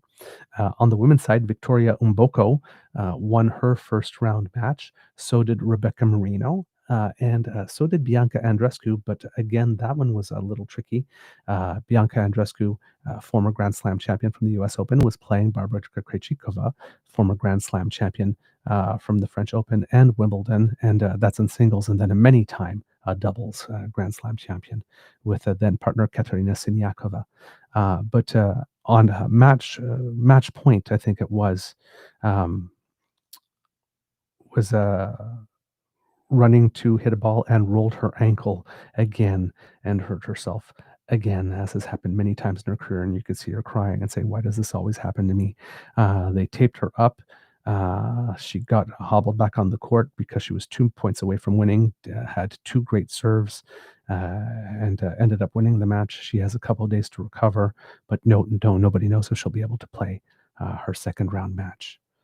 And then Leila Annie Fernandez, who has been in a bit of a slump this year, out of the blue, won the tournament. I believe it was in Washington, D.C., the Citibank tournament there, having an absolutely fantastic run.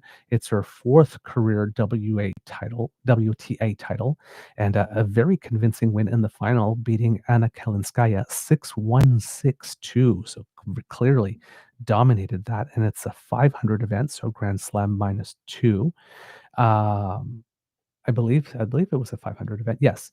And along the way, took out the number one player in the tournament, Jessica Pegula, who I think is top 5 in the world, and then the number 3 player in the tournament, Elena Rybakina, who was ranked number 13 in the world.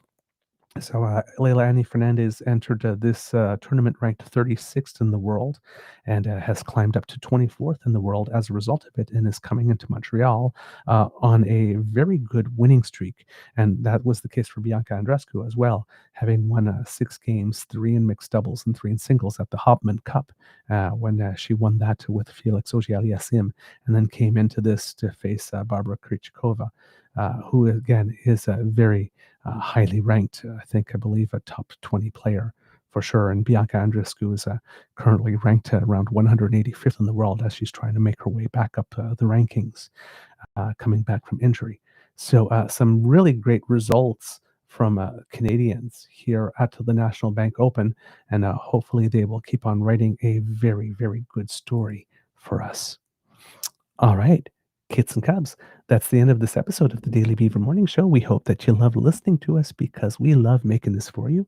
Remember, sharing is caring and word of mouth is priceless. So please tell your peeps and poops all about us. We really appreciate it when you do, particularly when you include a little word of yours there to let them know what you think about our show, because you are influences in your circle.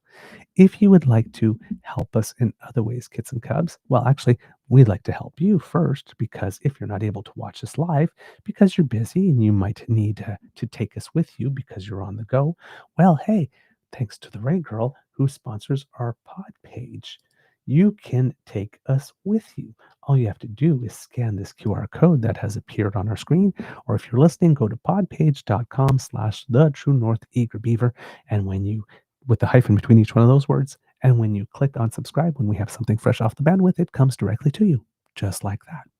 If you would like to help us in other ways, then maybe you would like to journey on down to the True North Eager Beaver Media Incorporated YouTube page. That QR code that has just appeared will bring you right there. And if you go there, we have 3 buttons for you: like, share, and subscribe that you can click. We are at 19,900 subscribers, so we're just a little smidge away from 20,000, and you can help us with that if you would come to our page and click subscribe. So thank you so very much for all of your help on that. And while you're there, kits and cubs, do take some time to look under the video tab, not only the live tab, because we have two uh, two Beaver Tales for you, which is our new video editorial feature here on the show. And we are hoping that you can take a look at that. Let's see, what else do we have, kids and cubs? Yes, if you would like to help us in yet other ways, maybe you would like to make a donation to help us with the cost that we incur to bring this show to you. And you can do that by going to our coffee page. You can scan that QR code that has now just appeared in the top corner, or you can go to coffee, ko-fi.com/eagerbeaver, all in one word. And if you go there and you can make a donation to the Emergency Hydration Fund, because a moist beaver is always a happy beaver, and we work every day to fight the scourge that is dry beaver. So if you would like to make sure that your favorite beaver remains moist, a little bit of coinage in that jar does the trick. Now, kits and cubs, if you are buying Canadian and you want to avoid the USCE tech bros, hey, we're right with you and we're willing to help with that too. TrueNorthEagerBeaver@gmail.com is our email address. Send us a little something there, and it's bank to bank, 100% Canadian. And bonus, we get 100% of your donation. So it's a win-win. It's a great thing. hmm Kits and cubs, because democracy is something that you do. If you happen to be living here in Canada and you are not particularly fond of the idea of Pierre Poilievre getting a do-over, a contribution to independent candidate Bonnie Critchley might be something that you would want to consider. You are able to make a donation if you haven't donated the maximum in the most recent federal election. But these donations are eligible for tax receipts. So, kits and cubs, donations at bonniecritchleyindependent.com is where you can send that. And remember, in a electoral district that's about 52,000 square kilometers wide, a little bit of gas money goes a long way. So if you're able to help in that way, we would very much appreciate it. Words of wisdom, kits and cubs. Well, my words of wisdom for you today are a little gratitude goes a long way. We have a lot of people here in that first set of stories who seem to be very ungrateful for the opportunity to live in Canada or even visit Canada for purposes of work. So I would like to see a certain number of people have a little more gratitude in their attitude. Let's put it that way. So if you have an opportunity to do that by leading by example, put a little gratitude in your attitude today. Thank the people that have showed up, for example. Okay. Well, kids and cubs, I think it could be a tough world out there. So please be kind to and gentle with yourself. And all together now, can I hear you say, Mr. Beaver, please cue the cock? On 1, 2, 3. Oh, yeah, that sounds good. I like that very much. Okay, kids and cubs. Well, uh, I must oblige. You are listening to a True North Eager Beaver Media Incorporated podcast.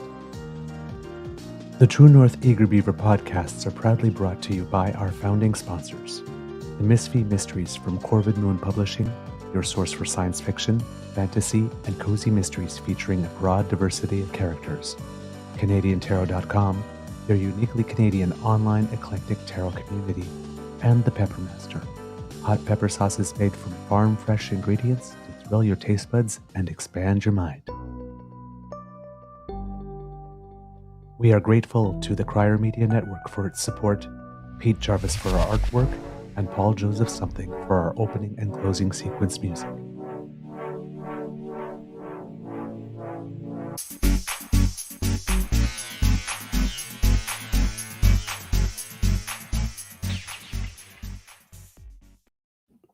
And kids and cubs, I know I promised it to you earlier, and I didn't have a way to work it in properly, but I do have a few words for you from our Mr. Grizzly, and he wants to just um, give a little bit of an update on what's going on and share a little gratitude. So, kids and cubs, for you, our dear friend, Mr. Grizzly.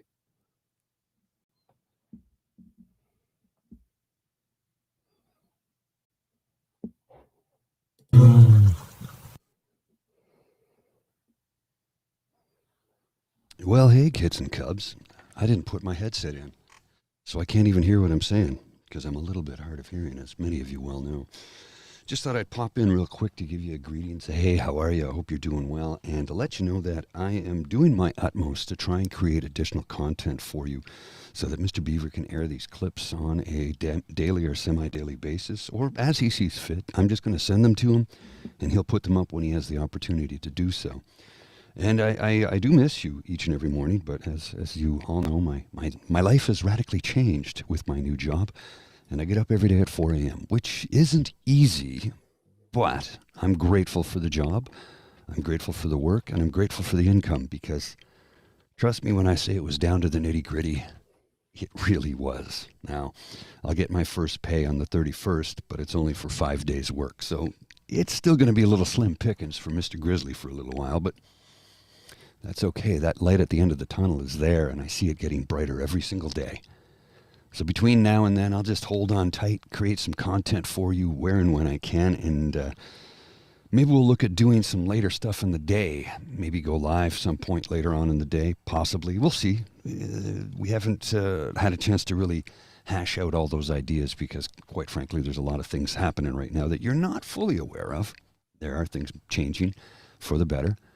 We are looking at some alternative solutions to things, and we'll leave it at that for now. There is going to be a big debut coming up in the near future. We don't have a ironclad date as of yet, but things will change, and when the changes are made, I hope to try and join you live as often as possible. It definitely won't be at the 7 a.m. showtime, because I'll have been at work for an hour at that point. And the environment I'm working in, there is no access to YouTube or phone. I can use YouTube for instructional videos, but that's it. I can't tell you anything more than that. It's a secure environment that I'm working in, and we'll leave it at that. So between now and then, whenever the new debut happens and when we have some new stuff to report to you, I will be discussing that with Mr. Beaver in the near future, so we can go over a strategy to give you some new information and some new things as time marches on. There's a lot happening for both of us, professionally and personally, and we're trying to get this show improved for you as much as we can and get it out to a wider audience, as we're going to start to promote it a little bit more and see if we can grow our market. Because after all, we do want to get paid for this. It does cost us money to put it on, and we're starting to get to the point where some of our costs are almost being paid in full, which we really appreciate from each and every one of you. And when it gets to the point where they're paid in full, maybe we'll see a small, but hey, any profit is a good profit, right? So I thank each and every one of you for tuning in Monday to Friday. I'm apologizing again because I haven't seen you in so long. Sometimes that's just how life goes, you know. You gotta take your shot when you have it, and I had a shot presented to me, and I took it. I thought it was going to be a little bit different. I thought I was going to be working 8 to 4 or 8:30 to 4:30, but as it turns out, no, it's 6 to 2 Monday to Friday, which takes some getting used to. I've done 7 to 3, so getting up at 5 a.m. was no big deal. Getting up at 4 is a bit of a challenge, but as each day passes, I find it a little bit easier than the next, or the previous. The previous, yes. Got to get that right. Anyway, folks, I do love and appreciate each and every one of you for tuning in as often as you can and for sending us the commentary that you do. We greatly appreciate your input. I want to send out a big shout out to Uncover the News for sending us all of the info and promoting the heck out of us. We really do appreciate all that you do for us. It's very kind of you to do it because you do it of your own free will and of your own time, and we really do appreciate that. So thanks for tuning in, folks, and I will get back to see you as soon as I can. Not sure when that'll be live, but I will create as many clips as I can over the next few days so that you still have a little bit of Grizzly in your morning. You take care now. We'll see you soon. Bye.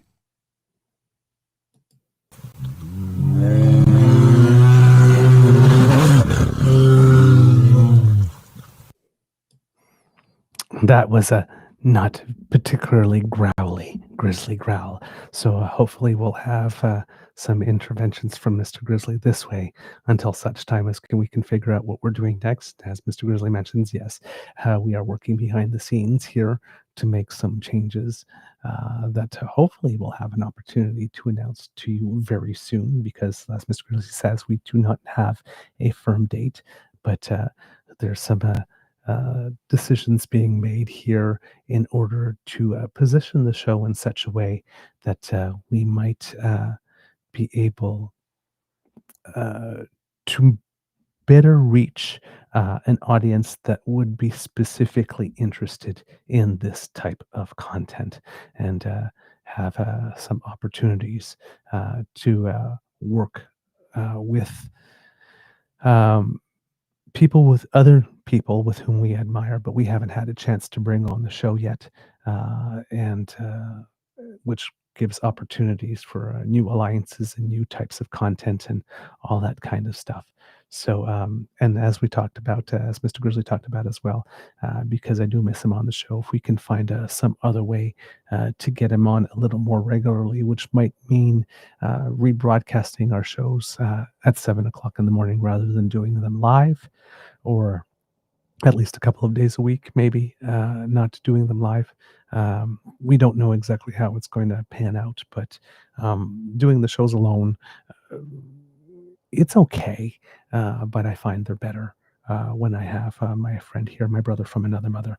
So if there's any way that we can try to do that without disrupting the DAMFAM that we've come to build here on our morning shows when we do them live, we would like to be able to do that. Not sure if there's the best of both worlds, but if there is one, we will definitely try to find one, because like I said, the show is just better with Mr. Grizzly here. All right, kids and cubs, I will not keep you any longer. This was a longer Easter egg than usual, but I will not keep you any longer. Please go out, and if you have the opportunity, watch more of the World Aquatics, cheer for Canada, and we'll be back with you tomorrow, and we'll have a show for you, and it'll be a good one. I have a feeling. All right, amour et bisous.